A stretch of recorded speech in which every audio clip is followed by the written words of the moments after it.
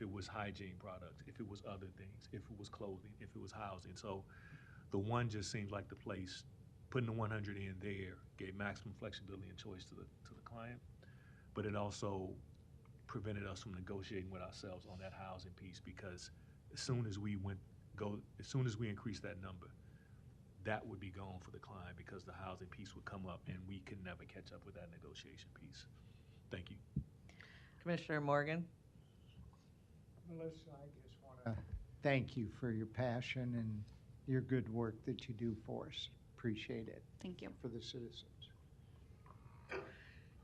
Melissa, so I'm still a little bit confused here on you don't have right now the dollars for this increase in your budget other than the possibility of absorbing that increase the first 6 months of your budget, correct? Correct. So this is right here. This one is where we're projected to be at $700. So keeping our rent at $700 and keeping the standard housing deduction at $150. So where our current guidelines are. So I'm projecting to spend 103% of my budget, which is obviously for my rent account. So I think it's looking at where we were budgeted for rent last fiscal year was 1.75. We had reallocated additional money to rent, which I'm going to have to do again. So it's pulling from other areas and direct client services. And so this is kind of looking at the next two figures we're looking at if we do a rent increase of $100 and then the rent increase of $200. But that kind of will align with if we increase the standard housing deduction by $100 as well, because it's giving clients more discretionary income where they're not having to put that towards their rent assistance, and that we would be covering that. Not all of our clients are earning income. And again, it's looking at kind of our street homeless typically, the kind of is the clientele that are reporting, again, like the plasma, the working a couple days temp, just to have some extra money in their pocket to spend. So I stand by the recommendations I made as far as the $800 rental assistance, so to be increasing it by $100 and then increasing the standard housing deduction to $200.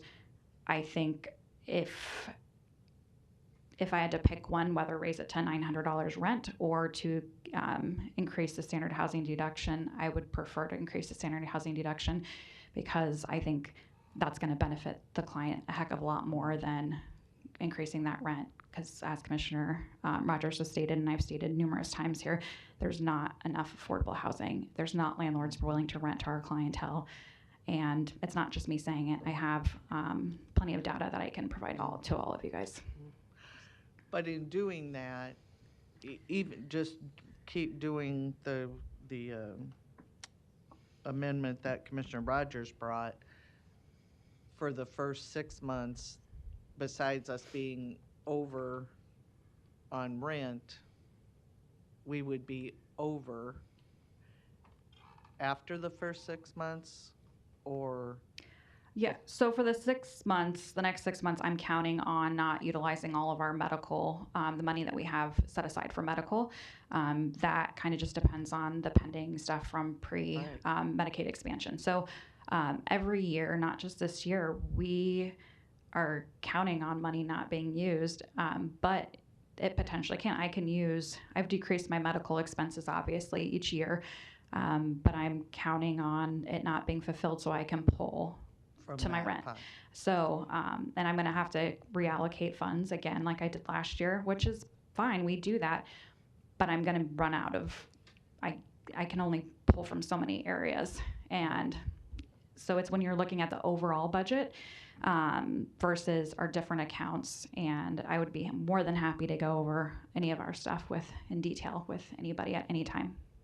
I think my only suggestion might be that to get us from here to the end of the budget cycle, we might cut that in half so that you're able to absorb it other than having to come back for a supplemental.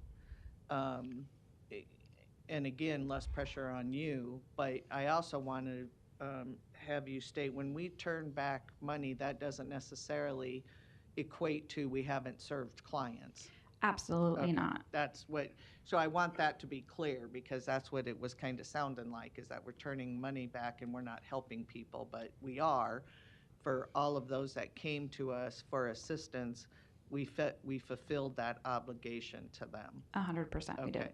And then, so secondly, I would just ask the maker of the motion if that could potentially be something to look at, so that again, it stays within the confines of the current budget. And then again, when we start the budget cycle, definitely start conversation about this particular department and its budget, but that doesn't then put you in a spot to have to come back for a supplemental budget. So that would be, Well, my only question is, and my understanding is, even if we didn't make this change, that we were going over, you were going over anyway at 700. I'm projected to be over in my rent account. I already am, and in the way projections are going and our uptick in clients and rent amount, so it's twofold, yes. So that's my only, Oh, piece, okay. because then the question would just be how much. That's why I proposed, because when we go to 800, we're gonna be over more. And so that's why I proposed the extra 100 to be there. So we're going over. It's just a fact now what we go over at. Okay, I only have 12 seconds left, and there's no other lights, so I'm gonna come back, because I'm not done yet, but Commissioner Garcia has his light on. Just quick reminder or clarification. So what would be kind of big picture, the overall budget, the increase just by your proposed recommendations currently, and then what would be the fiscal note if we went 100 more on the standard deduction, just so I get an idea of that. So the next 6 months, so to get through this fiscal year, I think that I will have the money to cover either situation based on where we are medically. That's the